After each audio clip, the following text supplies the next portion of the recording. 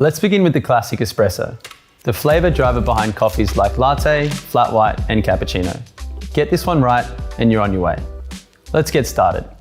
First, I recommend purging the machine. Run hot water through the group head into the portafilter and then remove the portafilter and wipe it clean.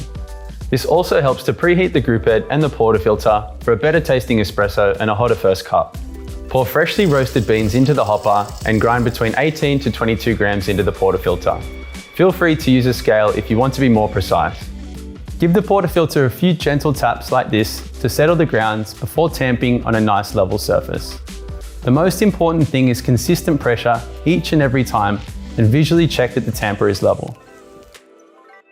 Use the razor tool after tamping to ensure you have the correct dose. It precisely controls the height of the tamped coffee, a critical variable.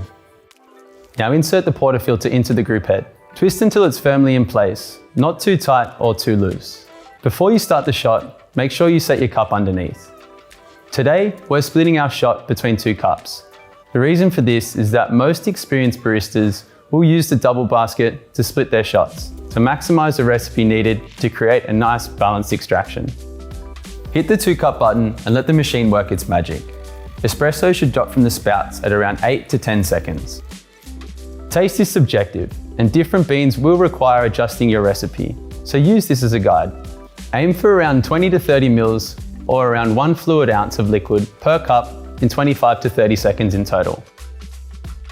If your extraction is longer or shorter, or you're not getting your desired volume, I recommend adjusting your grind size.